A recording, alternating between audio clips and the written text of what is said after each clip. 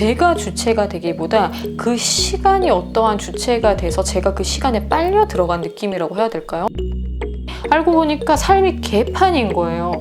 맨날 첫날 막 지각하고, 저는 안 좋은 일이 하도 많이 제 인생에 일어났기 때문에 나라도 내가 건사를 하려면 나를 챙기고 나를 관리해야 된다라고 생각을 했어요. 아니면 바사삭 부서져서 인생이 끝날 것만 같았거든요.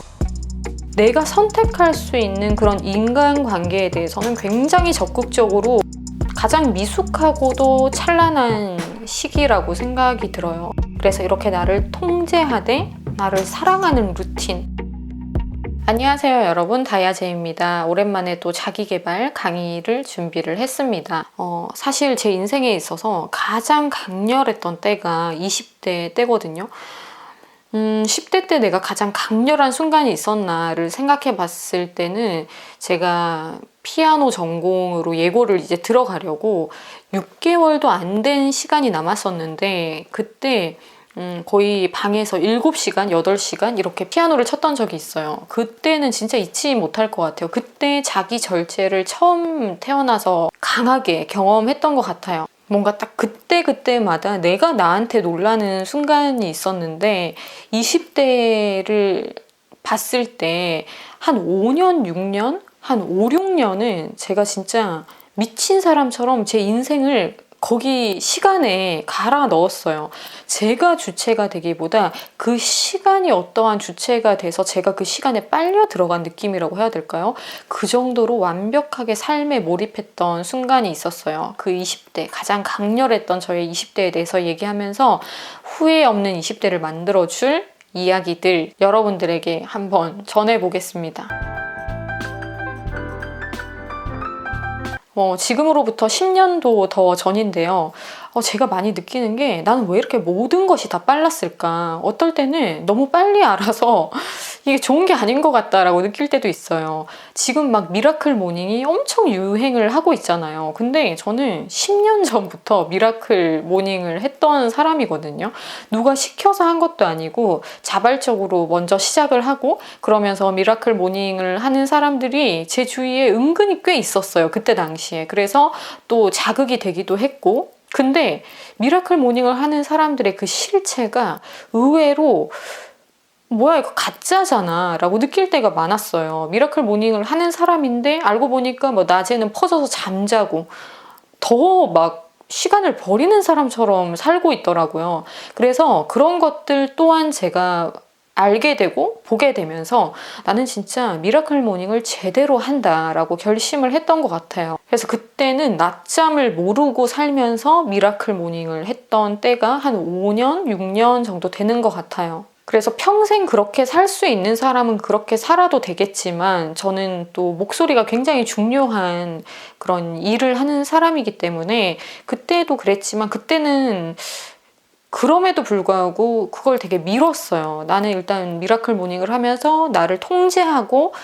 좀 더 뭔가 멘탈적으로 나를 관리하고 이런데 열정을 쏟겠다라고 마음을 굳혔기 때문에, 그때 당시에는 좀 노래하고 제 전공보다는 좀 더 이쪽에 집중이 되어 있었기 때문에 이런 삶을 5, 6년 정도는 빡빡하게 살 수 있었고, 그 이후로는 제가 목을 관리해야 되는데 더 집중돼야 되는 라이프 스타일로 완전히 바뀌었기 때문에 조절을 하면서 하고 있는 편이에요. 이렇게 여러분들의 직업군이나 지금 생활 패턴에 맞게끔 미라클 모닝을 설정해 보시는 거. 그래서 그 기간이 한 5, 6년 정도 혹은 2, 3년 정도만 돼도 자기 통제에 엄청난 자신감이 생깁니다. 미라클 모닝을 해보는 그 기간을 한 1년이라도 아니면 6개월이라도 건강상의 문제가 없으신 분들은 추천을 한번 드려봅니다. 그리고 낮잠을 모르고 살았다라고 말하고 싶어요. 지금도 그래요. 뭐 너무 완전 쓰러질 정도 아니고서야 저는 1년에 낮잠을 뭐 2번을 자나 3번을 자나 이렇게 손 꼽을 정도고요. 뭐라고 해야 될까요? 그러니까 거의 뭐 안 잔다라고 봐야 되겠죠. 저는 낮잠과 20대 때부터 이미 빠이빠이를 했어요. 그리고 10대 때는 낮잠을 자는 게 너무 아까웠어요. 그냥 살아있는, 이 깨어있는 자체의 시간을 너무 당연하다라고 생각을 했기 때문에. 근데 20대 때부터는 제가 낮잠을 자려면 잘 수 있어요. 근데 안 잔 거죠. 역시나 이것도 건강상에 자기가 견딜 수 있는 분만 해야 돼요. 미라클 모닝이라든지 이런 잠에 관련된 부분은 건강과 직결된 분들이 꽤 있단 말이죠. 그래서 남들이 다 한다고 해서 좋은 게 아니에요. 왜냐면 제가 얘기했잖아요. 미라클 모닝 한다고 해서 위대하게 처음에 봤는데 알고 보니까 삶이 개판인 거예요. 맨날 첫날 막 지각하고 알고 보니까 낮잠 자고 있었고 들키고 싶지 않았겠지만 자고 있는 모습을 들키게 되고 이런 사례들을 정말 많이 봤기 때문에 여러분들도 남을 속이는 미라클 모닝이 아니라 자기에게 맞는 시간 통제 방식으로 미라클 모닝을 선택하든지 낮잠 없이 알차고 시간 관리와 시간 통제에 집중하는 기간을 여러분들에게 맞게끔 설정하면서 그 기간을 좀 가져봤으면 좋겠고요. 그리고 제가 그 5, 6년을 갈아 넣는 그 시간 속에 식단 관리도 엄청나게 하게 되는데 사람들은 다이어트를 하려고 뭐 적게 먹거나 뭐 채소를 먹거나 이러잖아요. 저는 아예 그런 개념으로 식단 관리를 한 게 아니라 나를 완벽하게 통제하자. 진짜 여기에 완전히 꽂혀 있었어요. 그래서 5, 6년 동안 짜게 먹는 것도 안 했고 국물도 안 먹었어요. 남들은 뭐 김치찌개 먹으면은 막 영끌해서 국물 한 방울까지 다 끓여 마셔버리잖아요. 저는 건더기만 먹습니다. 그런 습관을 그때 다 했던 거예요. 매운 음식 길들이지 않기. 이것도 그때 했습니다. 한 번 빠지면 또 헤어나올 수 없는 게 매운맛이잖아요. 실제로 매운맛에 중독성이 있어요. 그래서 그걸 하지 않으려고 그 5, 6년 동안 정말 신경을 많이 썼었죠. 오랜 시간 동안 이렇게 식단을 길들여 놓으면 자극적인 거를 먹으면 이제 내가 못 먹어요. 안 되는 거예요. 그게 소화도 안 되고 뭐 속도 불편하고 먹으면 화가 나고 이 정도로 몸이 이게 싫다라는 걸 완강하게 신호를 보냅니다. 그래서 나는 이게 안 맞구나 하면서 더 멀어지게 돼요. 그래서 담배도 아무리 권해도 자기가 피워보고 와 진짜 이건 아니다. 자기가 그걸 느끼면 그걸 안 하게 되거든요. 그래서 저는 다이어트로 뭔가 식단을 관리하거나 자기를 억압하지 말라. 내 건강, 내가 소중한 것 때문에 내 자신의 건강이 소중하기 때문에 중요하기 때문에 식단 관리를 하고 체중 조절을 하는 거다라고 얘기를 하거든요. 그래서 제 이 진심이 통한 상대들이 진짜 살을 막 20kg, 30kg씩 뺐어요.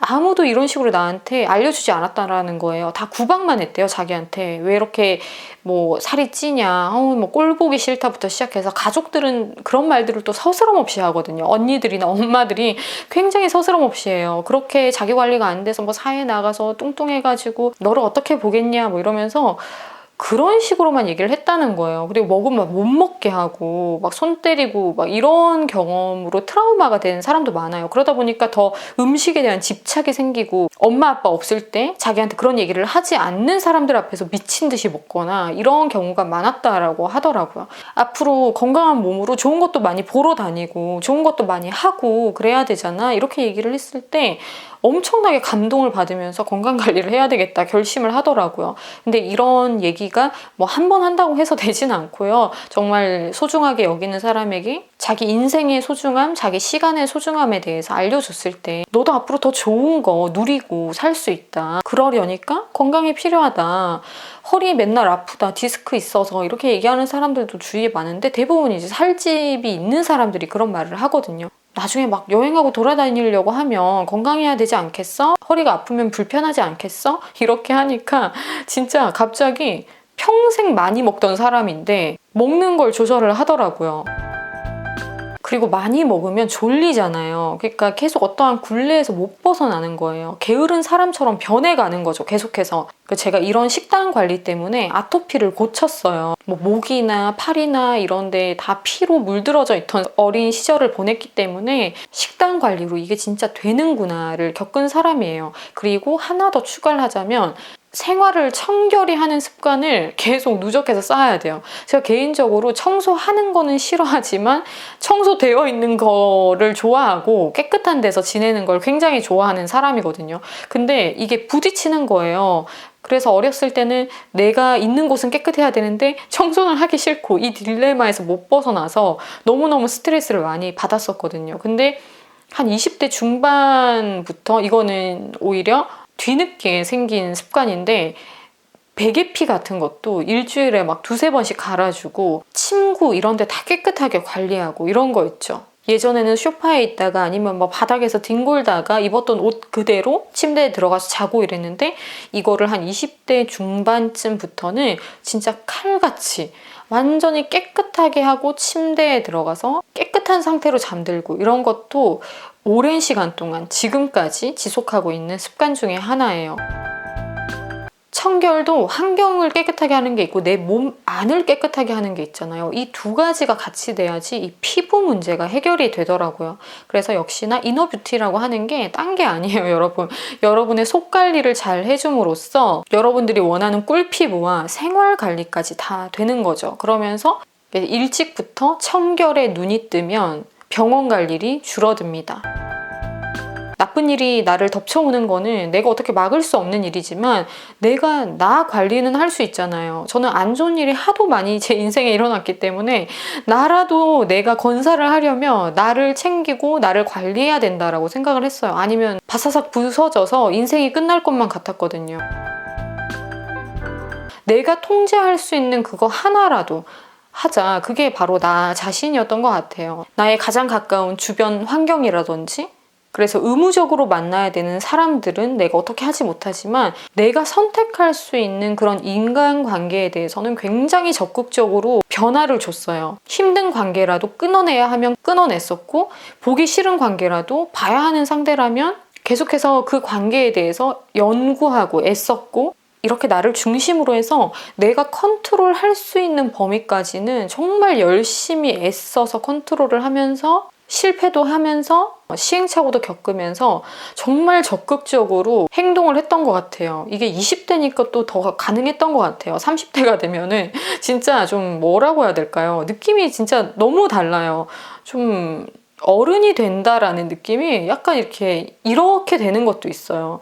좀 적극적으로 내가 탁탁탁 이렇게 하는 것보다는 좀 방관자처럼 변해버리는 부분도 없지 않아 있거든요.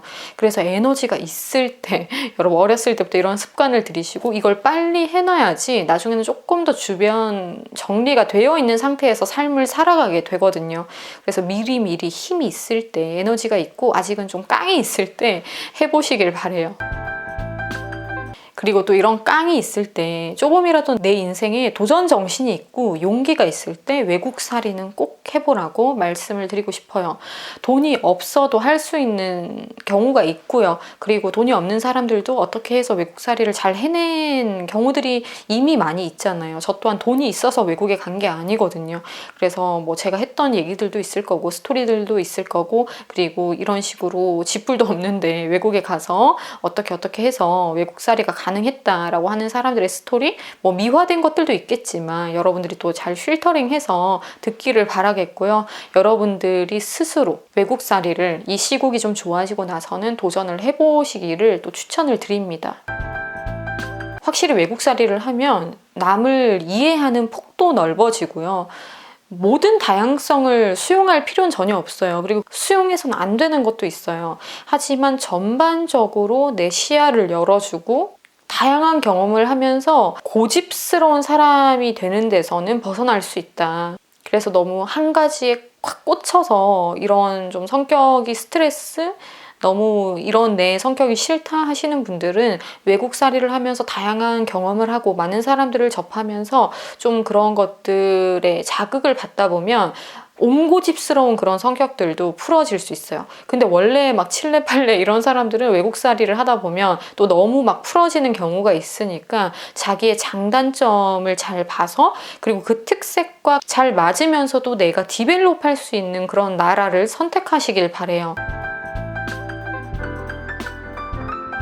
나라별로도 특색이 너무 다양하기 때문에 다양한 나라를 경험해 보는 것도 좋고 애초부터 이런 타겟을 좀 설정을 하고 그 어떤 나라로 떠나시는 것도 좋다고 생각을 합니다. 그리고 20대가 어떻게 보면은 가장 무대포일 수 있는 나이인데 가장 미숙하고도 찬란한 시기라고 생각이 들어요. 그래서 좀 미숙한 것에 집중이 되어 있는 사람이 있을 거고 내 인생 찬란한 시점에 또 초점이 가 있는 사람들이 있을 텐데 너무 20대는 찬란해 하면 막 이것저것 도전하다가 실패를 또 많이 경험할 수도 있고요. 그만큼 또 많은 질타를 받을 수도 있어요. 실수를 너무 하다 보니까.